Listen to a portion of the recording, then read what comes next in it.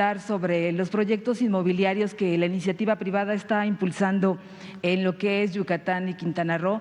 Se dice que aprovechando la infraestructura también se van a construir, ya lo ha comentado usted, naves industriales, centros comerciales. Entonces, como para tener un panorama de cuánto va a significar esto para la economía, monto de inversiones, empresas nacionales, extranjeras, que al final, bueno, se ha hablado así general, pero no tenemos, o si nos puede aclarar, así aterrizando, qué empresas, qué sectores, qué naves industriales de qué tipo para impulsar el sureste. Bueno, la verdad, lo cierto es de que el sureste está recibiendo inversión como nunca, porque había un desequilibrio, ya lo hemos comentado aquí, creció en el periodo neoliberal, así para describirlo, crecieron las ciudades fronterizas, las ciudades turísticas, algunas ciudades capitales de los estados. No hubo un crecimiento uniforme, horizontal. ¿Qué sucedió? Y eso lo pueden ustedes constatar, también para los jóvenes, de los años 80 del siglo pasado a la fecha, desde que se está imponiendo o desde que se impuso el modelo neoliberal. Me río porque ya no es así. Y ya estoy yo queriendo validar, ¿no?, que nuestro gobierno se esté aplicando ese modelo cuando ya está ese modelo en la historia, pero en el basurero de la historia. Este modelo comprende un periodo. Acuérdense ustedes que han habido 4 etapas, vamos a decir, en los últimos 80 años. Lo que se conoce como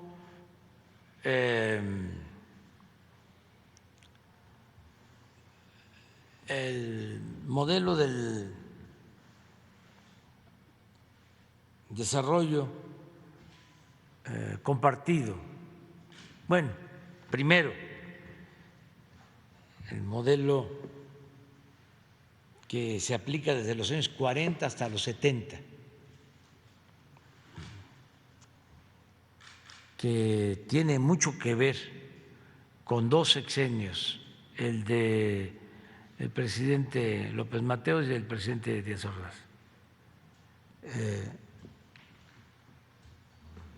Encabezado básicamente por don Antonio Ortiz Mena, desarrollo estabilizador se le conoció, o sea, de los 40 a los 70, aquí estamos hablando de 30 años, ¿no? Desarrollo estabilizador.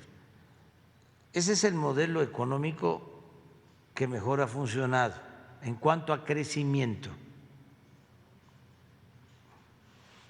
porque en todo ese periodo la tasa promedio de crecimiento fue del 6% anual, 5 o 6% anual.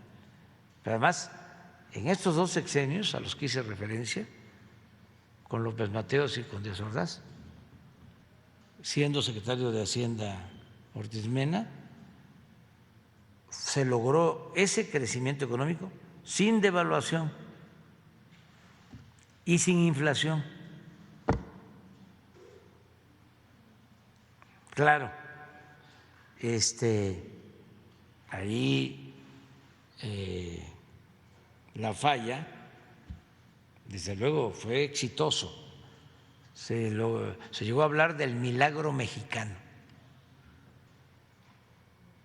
Todo eso que después comenzó en China se vivió en México en ese periodo.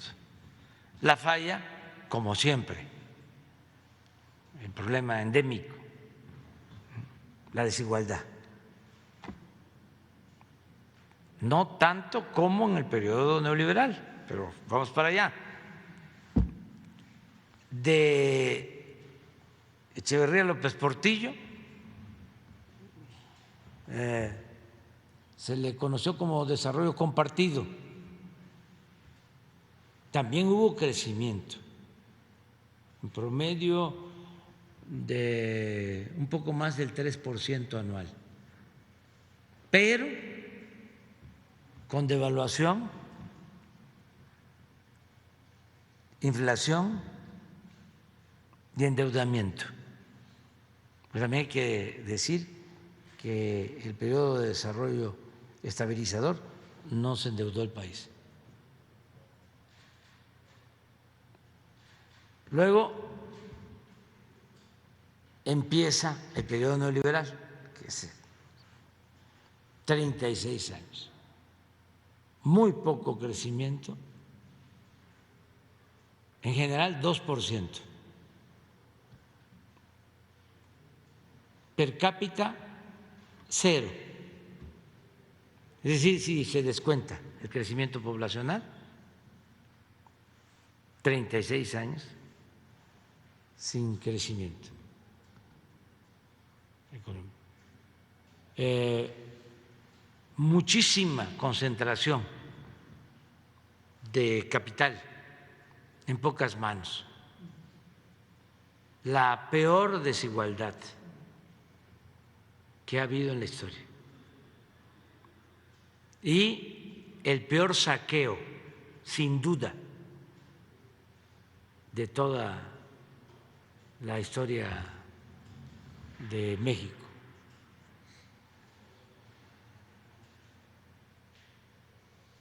Por eso la crisis, la descomposición social, la violencia, todo esto que se heredó. Entonces ahora estamos iniciando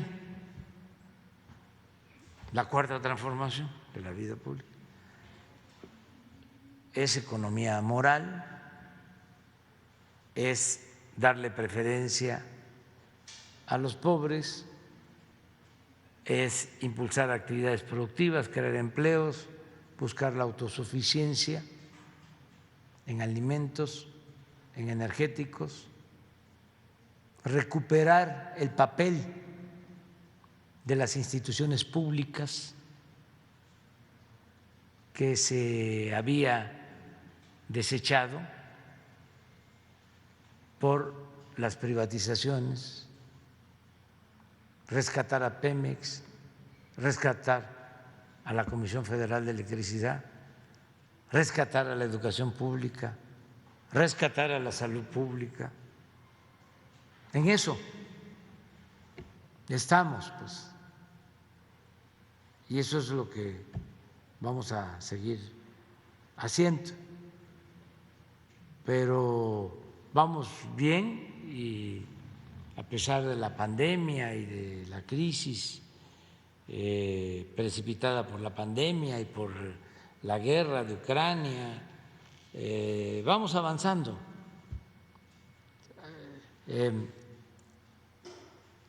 No tenemos devaluación, sí tenemos inflación. Hay que decir que nos vino de afuera, es externa, se produjo por la pandemia y básicamente por la guerra. Y es un fenómeno mundial. Ya nos recuperamos en empleo,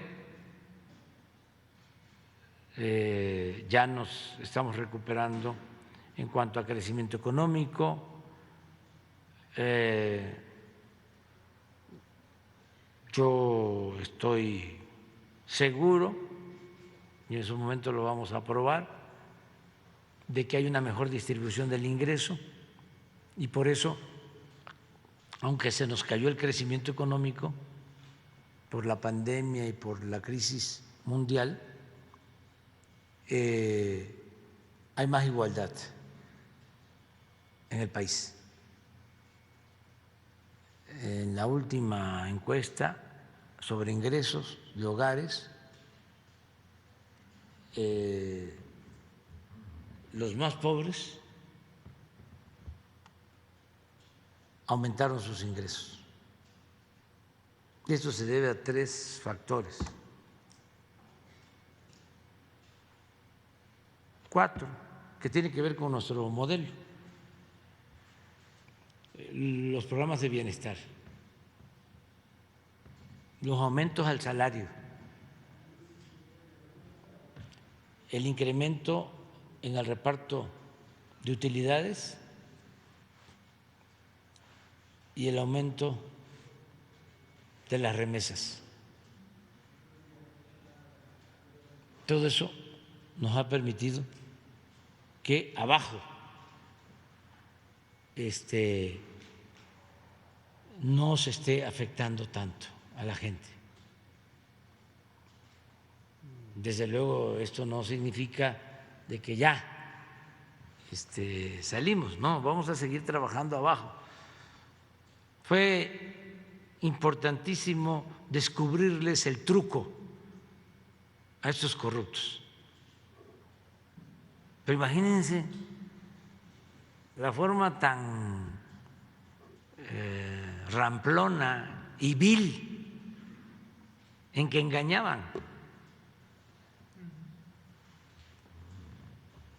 Decían, nuestra sociedad pues es una sociedad por la desigualdad piramidal. En la base, millones de pobres, ¿no? Una clase media no muy grande y una cúpula, ¿no?, muy poderosa en lo económico. Entonces, todo el modelo económico consistía en transferirle recursos a la cúpula bajo el supuesto, aunque parezca increíble, de que si llovía fuerte arriba, goteaba abajo, salpicaba, como si la riqueza fuese permeable o contagiosa. Entonces dijimos, no, ya el que tiene, ese sabe cómo hacerle. ¿Para qué se le va a seguir dando más?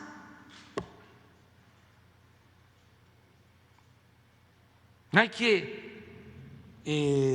destinar los fondos abajo y evitar también, porque eso fue lo que propició la desigualdad monstruosa de México, combatir, acabar con la corrupción, que paguen impuestos los de arriba, que no se roben el dinero que es del pueblo. Y eso es lo que estamos haciendo. Y por eso abajo no ha habido crisis de consumo. La gente tiene, cuando menos para lo básico, en circunstancias muy difíciles que hemos atravesado. Y yo espero que hacia adelante las cosas sean cada vez mejor. Ya no vamos a seguir. regañan, regañan.